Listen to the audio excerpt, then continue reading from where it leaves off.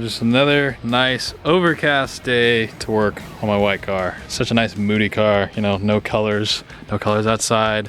Engine's always giving me problems. Isn't it just a perfect scenario? So today we're actually gonna tackle the brakes on this car because the engine is giving me nothing but issues. Why not add a second project on the car to give me probably nothing but issues? But as you guys probably saw in the last video, if you haven't put it up, all good, and put a card up, definitely go check that video out to kind of catch you up to date with where we are today. So I'll put the new master cylinder, or new to me, from this car, the master cylinder from this car because this car is getting Willwoods, put the master cylinder in this car because this one didn't work at all, and then I rebent the new brake line that went to the proportioning valve, so everything there should be good.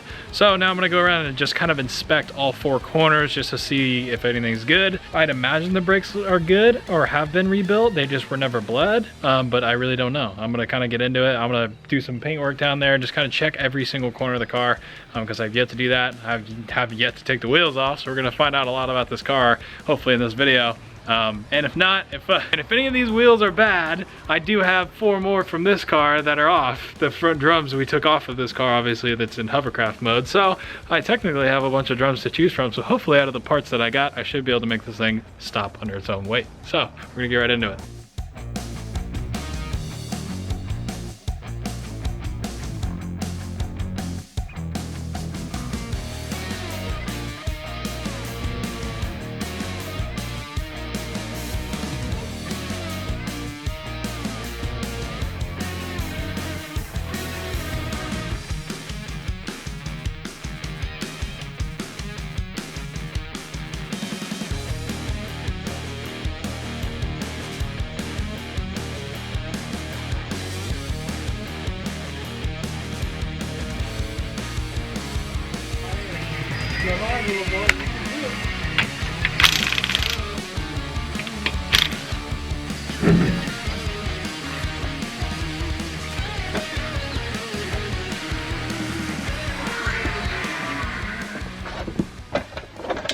One thing I'm noticing with this is it definitely looks like someone's been in here, considering there's no play and this spins very well. So I don't want to take it apart, but I want to see what's under here to know how my brakes are, because I obviously didn't do it. So what I'm going to do is go ahead and take this wheel bearing part out and then just slip the drum off, just kind of inspect everything. That's kind of hopefully tell me exactly what's on the other side. I'm going to check all four regardless, but I just want to see what's going on.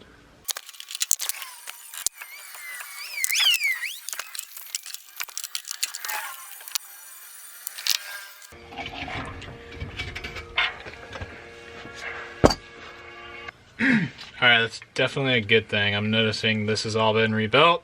These are good. These are made in USA, so this isn't just a bunch of cheap junk. Someone definitely put a pretty good amount of grease right here.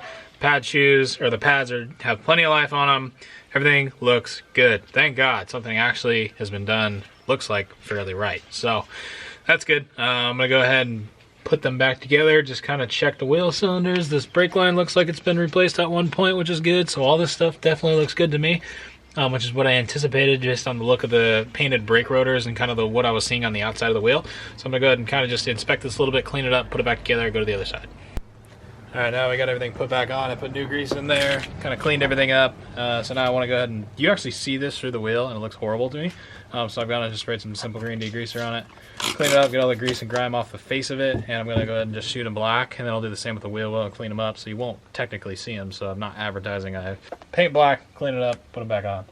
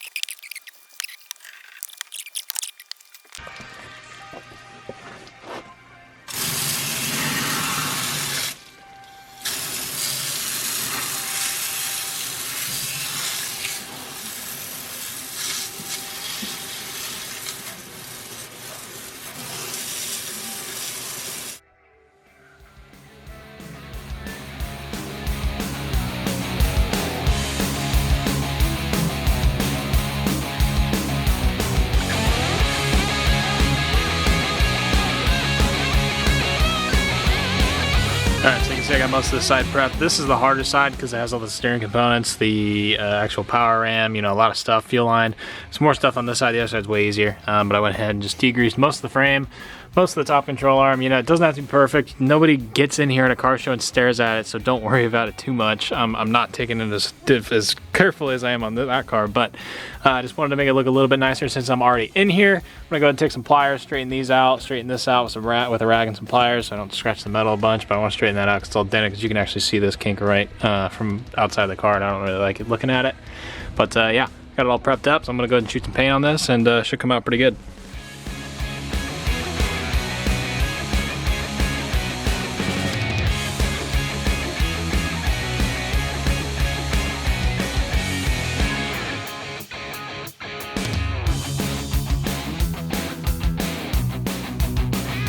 Alright guys, here is our after. Just a nice little paint. Super easy to do, doesn't take much. It's better than it was, that's for sure. I didn't paint the inside of the fender because I didn't want to risk getting paint on the fender, but it still has sound deadening and you're never going to see that part of it, so it doesn't really matter to me. But I'd say it looks pretty dang good. You know, when you kind of work your way outside of the car, you can kind of realize why I did that. It's a big contrast, it looks really good. So go ahead and stab this wheel back on because I know we're done on the side. Go to the driver's side and repeat the same process.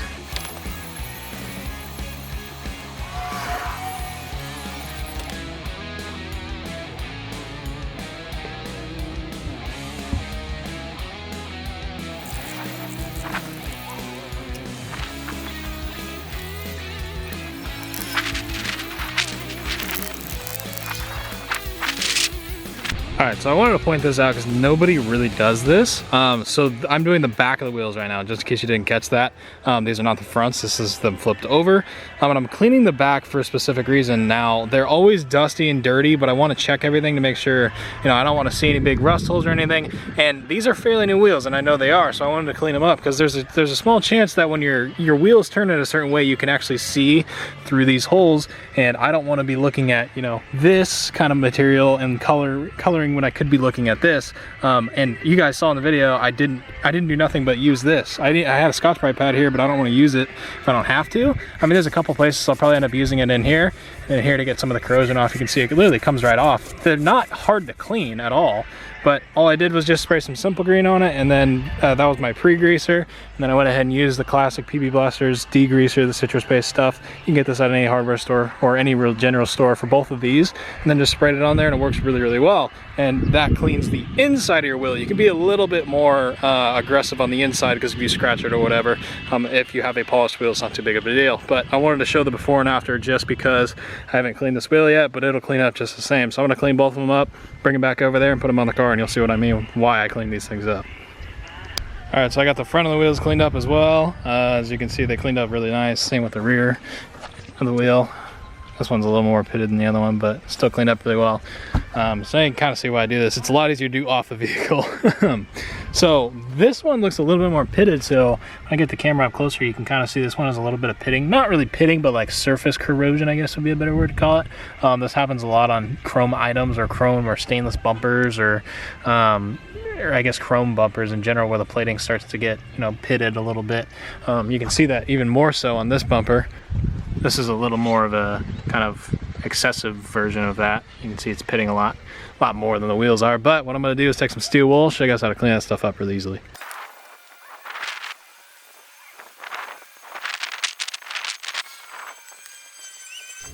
Alright, so the last thing we're going to do is clean this things up is I applied some tire shine on, just a general sponge. I mean, these are just like kitchen sponges, and then I use a sponge to apply tire shine. And this is a water-based tire shine. Don't buy petroleum-based tire shines, they suck. They make your tires super oily and dirt sticks to it like crazy. But this is just a super easy way to apply it.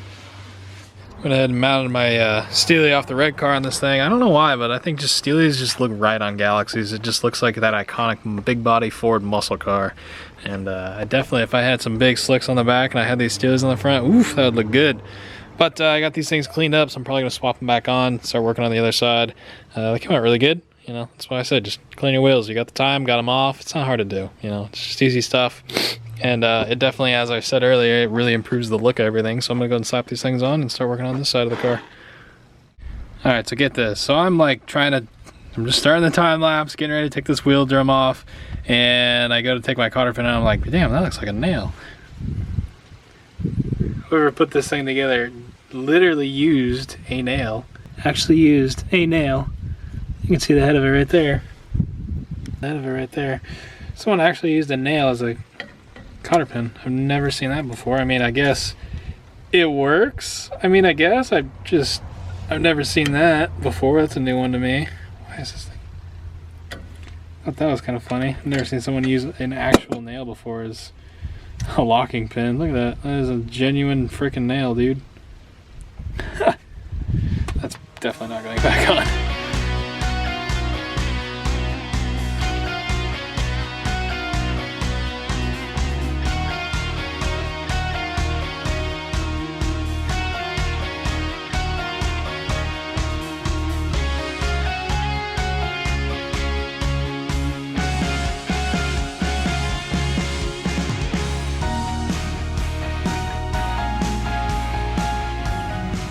Got everything all painted.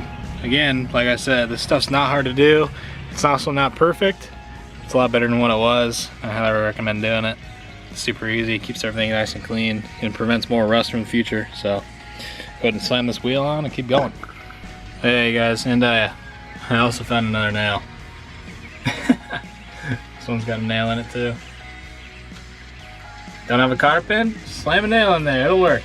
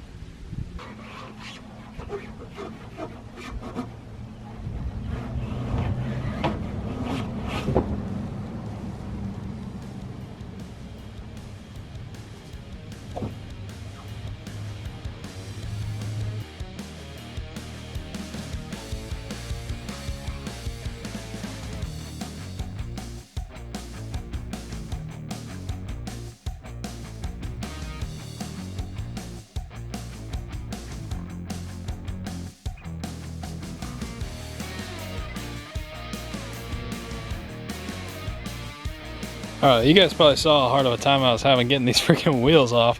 How in the world do you guys fit a 10-inch rim when I can't even fit that's a 235, it's not even 255, that's a tiny little wheel.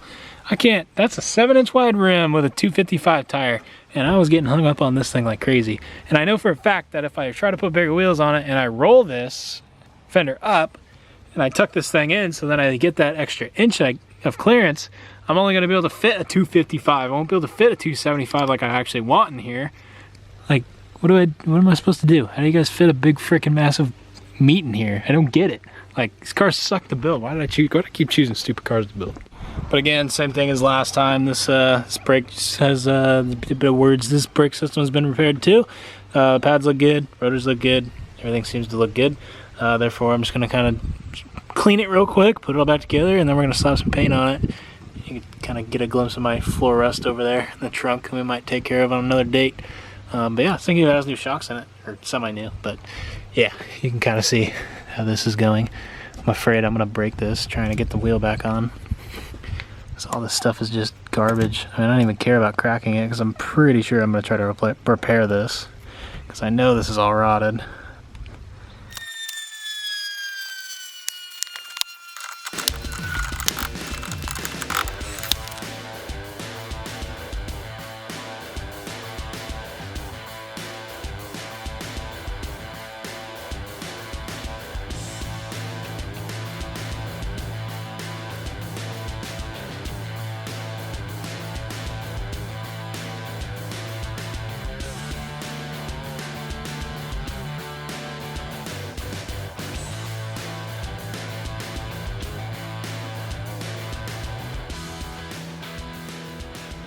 Alright, back out with this car again. I got the undercoat, or most of the undercoat on this side done. As you can see, it looks a lot better. It's all nice and black now, which is pretty good. But yeah, battery's about to die, so let me change my battery real quick. But yeah, now I got some of this actual undercoating. I just used normal black high temp paint on the brakes, but I actually wanted to try some of this stuff because there's a lot more underneath the car than I realized in terms of surface area, which is kind of hard to get. So I want to make sure I actually get most of it. You can see I really just did the side of the frame and the leaf springs. It doesn't look that great, but I'm not done. Also, I was doing it when it was dark out, but I was kind of thinking, I was like, huh, you know, it'd actually probably be a really good idea to actually get this thing up on a lift and actually undercoat the car. And that helps a lot. Actually, you guys don't realize how much that helps, especially if you're back east. Just undercoating your car, you know, prevents from further rust. So I'm probably gonna do it. Also looks a lot better. And it again, you know, prevents the exposed rust. The rust is already exposed, the surface rust, to getting more corroded over time. So it's something that always helps doing, and again, it looks really good. So I'm gonna just kind of lightly just keep doing my paint that I was doing, but I think we're gonna take a time in a video to actually see if I can get this thing on a lift somewhere, and we're actually undercoat the whole car, and I'll kind of show you guys how I do it. But we'll save that for another video.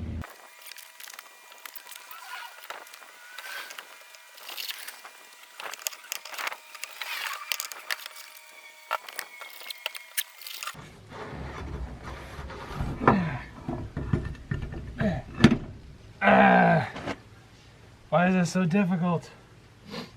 These wheels aren't even big. I get to feel doing, you literally have to take the rear shackles off and lower the rear end, put the wheels on, and then put the rear end back in the damn car. For anything bigger than this. Stupid. So stupid. Okay. I can see what I've been battling. Just fucking annoying. Dumb reason. Yeah, that's exactly how the freaking tank trailers are. I gotta like put it in to the spot not running.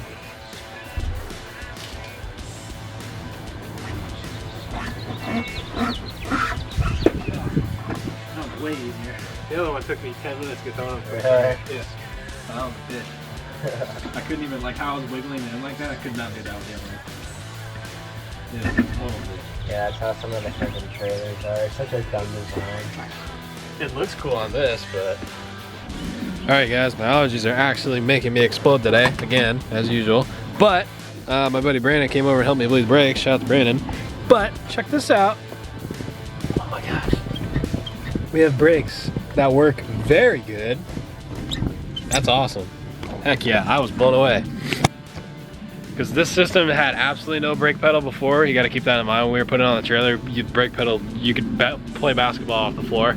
Really bad. So I was like, oh god, these are going to be a pain to bleed. Brakes all look new in all four corners, which was good, new wheel cylinders. So all I did was just go around from back to front, did the back a couple times, did the front a couple times, and then just went through it. And brake pedal, he was telling me was getting more stiff. So I was like, oh dude, no way. Brakes are good on this car, and that's finally something that's looking up. So I'm gonna go ahead and now just kind of do a little bit more engine work, kind of get things ready to fire back up, and hopefully we can get this thing moving. So now that we have working brakes on this car finally, I think it's time to actually start cleaning some of this stuff up, because we're getting more towards, hey, let's actually drive this thing, so I don't want a bunch of stuff just kind of all over the place. So one thing that definitely has to happen is these gauges need to be put not only in the car, but mounted properly, and clean up all this stuff so I don't have to worry about it getting stuck in the accessory drives, and then just kind of start going through some of the wiring and making sure, you know, stuff like this doesn't keep happening, because obviously I'm not done here, and that's not how it's supposed to be. So yeah, gotta start doing that. So the first thing I'm going to do is go ahead and take this oil line off and actually put these gauges in the car, find a spot where I want them, run the lines to them, try to get all the gauges hooked up and working, so I have gauges.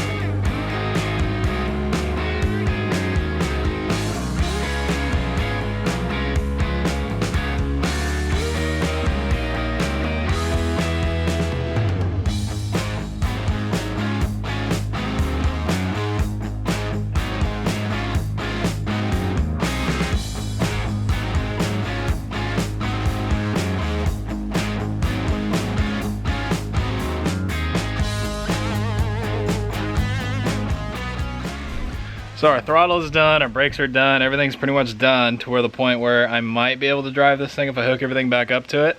However, the rocker arm's already off. I don't want to torque them back down, just take them back off again. So I'm gonna wait for the leak down tester. I don't have that tool, I need to go get it. And then in the next video, I want to establish what's actually wrong with this engine. It does run, but I think there might be a valve that's getting hung open and not, you know, making compression. It's misfiring in a couple cylinders. So we want to check that. So we're gonna check all the valve seats, make sure they're all good with the leak down tester. And then we're probably gonna run a compression test after it to kind of see what's going on. It kind of just narrow down our results. Because I think it might be a little bit more than just, oh, let's say a flattened cam or cam lobe or a, you know, collapsed lifter or whatever, or simply just an ignition issue. I think it goes a lot beyond that. So something we need to diagnose. So we're definitely going to look into that. But I'm going to cut you guys off here because I don't want to wait another day to post a video. I want to get these videos out as quickly as I can for you guys, so you guys have stuff to enjoy and watch. So expect in the next 2 days or so us actually diagnosing the problem and getting it running. And my goal is to actually put this thing and drive it up and around and into the front yard where I can work on it a little bit easier and a little bit longer. So like the video if you did enjoy, let me know what you think down in the comments down below. But yeah, with that being said, thank you guys so much for watching. I'll see you guys in the next video with both these cars.